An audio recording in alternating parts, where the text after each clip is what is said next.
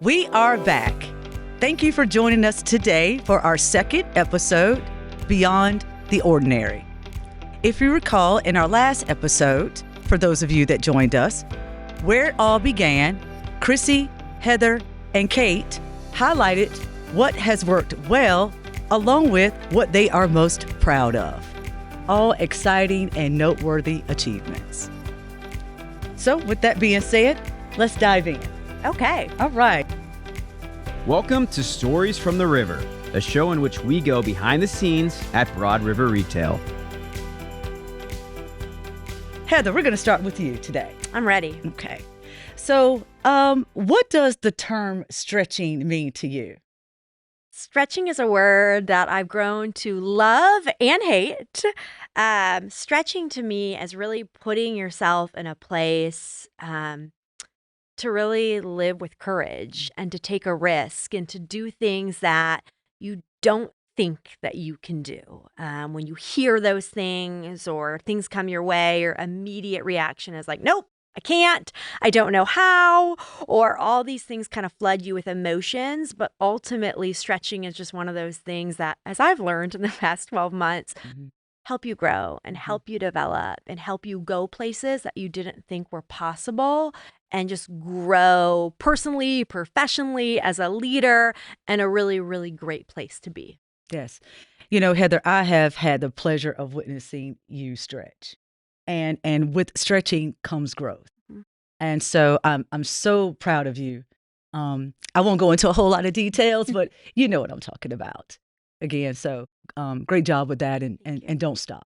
Thank Okay. you.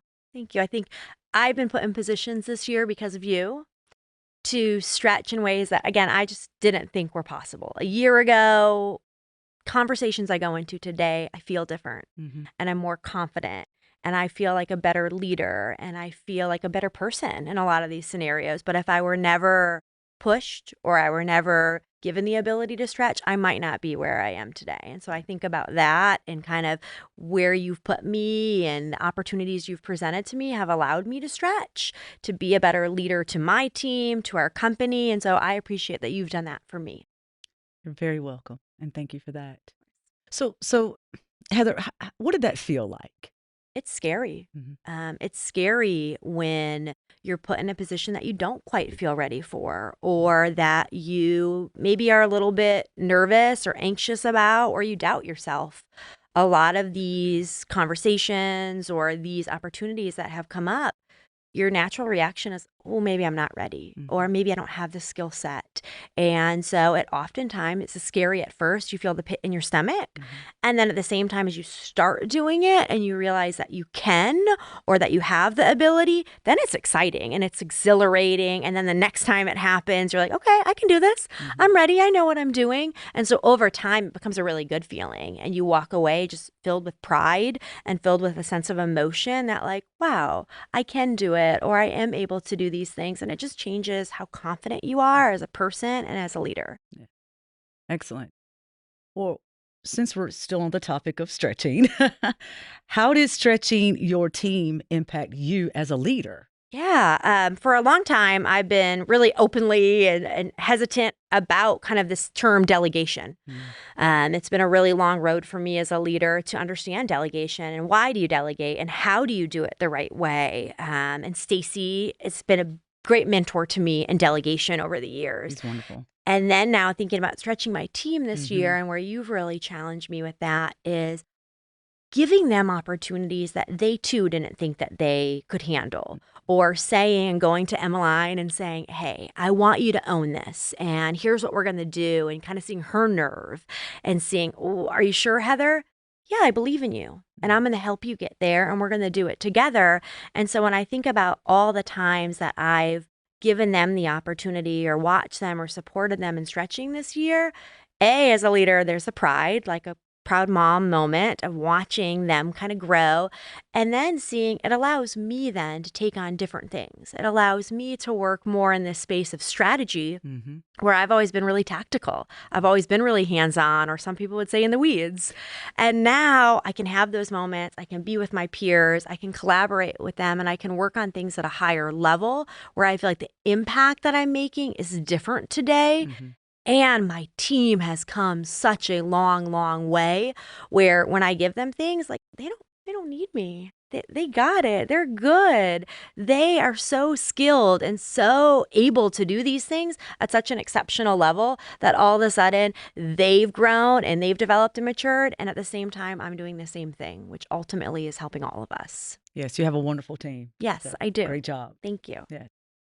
Krissy, Kate, anything from either of you? Yeah, I can just add to that as far as stretching our teams. I think we've all been able to do this year, thanks to your guidance too, is to allow our leaders, our team members to even get in front of Manny, or Stacy, senior leaders within our organization, the executive team, to present on projects they've worked on or, things like that. That's probably rare in other organizations that folks, at those levels are able to get in front of the executive team and the leaders of the company. That's very true, Krissy. Is it terrifying for them? Is Right. it terrifying for us sometimes? Yes.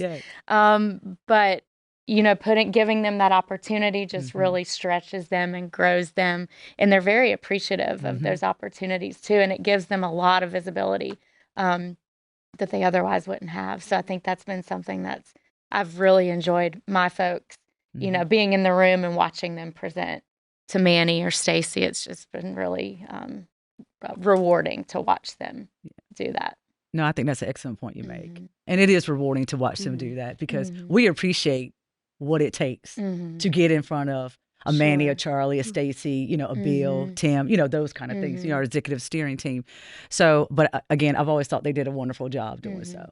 And you kind of watch all the emotions that Heather just talked about where, oh gosh, I don't know if I can do that. I remember Jelani. She sticks out to me. And then watching her go through the different, I guess, phases of presenting to us, going back, tweaking the presentation a little bit. And then when she finally stood in front of Manny, she owned it and she did great. So just watching that growth with them and again, going through all those different emotions and the pride they feel afterwards. It's really funny cool. when you see that progression or you think about the first time. And like you hear the shaky voice and and they're sweating and they're telling you afterwards like, oh my gosh, I can't believe I did that. And then you look at it where today, and I think of Jelani too, like today, it's not as hard. It's still scary. It's still nerve-wracking. But now she's like, okay, like I'm ready. I'm going to go do this. And you think of where they were and kind of the baby steps it takes to get there. But now like a lot of them, they're kind of pros at it. And it doesn't have the fear that it used to. And now it is the pride and the exhilaration and all the goodness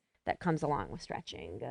Yeah, I completely agree. I think about Anna and Emmeline when they presented Course Connections to Manny. And they did a fantastic job. Yeah, so proud. Yeah. I mean, stretching is uncomfortable when you first start. It hurts a little bit. You're nervous. Your muscles are shaking quite literally. And, the more you do it, the more practice you get, you're able to use those muscles and stretch even further than you could imagine. So it's really cool to see. Agreed. Yeah. So a question for the three of you. Okay. So how did this stretching contribute to better collaboration with other departments? I can take that.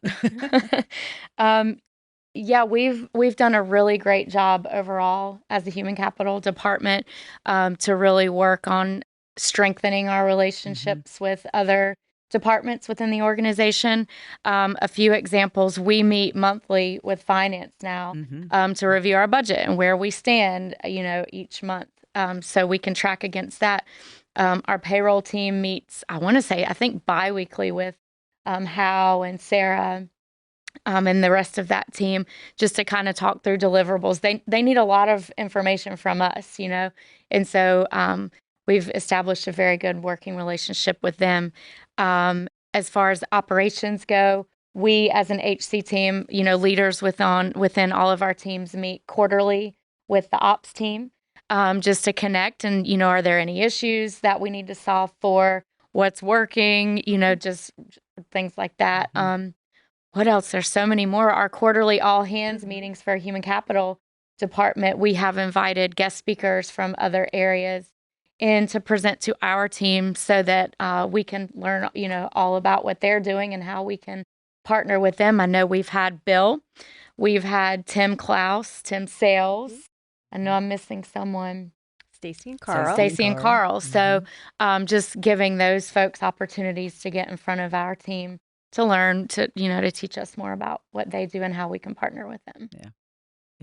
I think it's made it easier to then have one-off conversations. Mm-hmm. You know, when you start to get in the room with these people and you realize, oh, okay, he's real, he's human. All of a sudden going and having that conversation or having that ask is a lot easier. You feel like you know these people at a human level, not just a title level.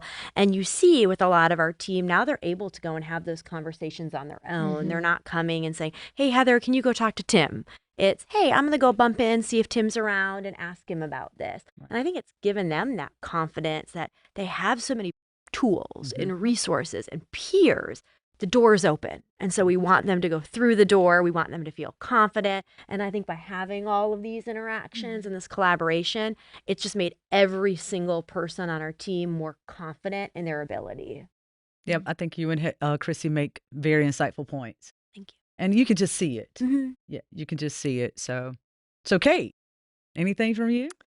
Yeah, I mean, just to piggyback on what they're saying, I mean, these meetings and these different collaboration meetings that we have kind of open the door and push our people out of the box that they like to hold themselves in sometimes, which I think has been, at least for my team, the biggest way that we've stretched this year is, like I said on last episode, it's very easy for a recruiter to sit on a call and just keep calling candidates and, not step out of their comfort zone and work with their, department leads. So having these meetings and putting faces to the names and understanding the way the business works has been huge for them. They understand how one department now impacts another department. And giving them that knowledge has given them the confidence to be able to stretch themselves and move into these conversations that they weren't having a year ago. So it's been really cool to see. And yeah, they'll come back to me and where, a year ago they would have asked me to go have a conversation. It's not even, I'm going to do this. Hey, I've already done this. I've already talked to them and here's our plan that we've created. Are you okay with this? So it's been really cool for them to take some ownership over, the decisions that are being made. Wonderful. Yeah. You say that, Kate, and it makes me think, some of the cross collaboration we've done this year has also forced people to be in difficult situations. I think personally about my team and some conversations that they were involved in early on in the year. They were difficult, that were kind of some tough personalities, and them coming to me in the beginning and saying, like, okay, Heather, I don't know what to do with this person. And now they're coming to me afterwards going, hey, Heather, I had this conversation. You might want to know about it. Right. And I'm so proud of them because I think sometimes having a tough conversation is one of the hardest things you learn. And it's never an easy thing to learn and they still hurt. But to watch them grow in that way where sometimes you have to stand up for yourself. And that's okay. And sometimes you have to share your voice, even if you're the only voice in the room saying it. And so when I think about some of those conversations and I think of where they were beginning of the year, mid-year, and today, they should be so confident. You know what you're doing. Go in there and have the conversation. Stand up for what you believe in and be really proud. And you see that in a lot of people across our team where I think they're brave and they're courageous and they're smart and they're confident. And it makes a difference in how they run their business and what it means for human capital in our company. Yep. Well said. What have I always said? We are not order takers. Yeah. We are the human capital department. And, we come with, high performance, intelligence, compassion, empathy, and results. And so, and that is what, we continue to try to drive, not into our people, but to everyone around us. That's how everyone becomes better. And I thank you all for stretching me as well this year. I mean, it goes both ways. And it was honestly, it was a great stretch. From that, I was able to grow more. Sometimes you get to a point or you get to a certain stage in life and you think, well, I've arrived, so I pretty much got it. I figured it out. Well, honestly, you haven't. There's always room to improve. There's always opportunities for growth, and you just have to be open to that. So thank you. I am grateful to you guys for that and to the rest of the team. Thank you. All right. Anything else? I did have a thought. I think when we talk about how did we stretch, I think the way that I stretched this year, and you kind of talked a little bit about it, is the difficult conversations. And, maybe you present something, maybe you have an idea and you're told no. I feel like I really learned this year to push back, where typically I'm one just to kind of tuck my tail and walk away and say, well, okay, I tried.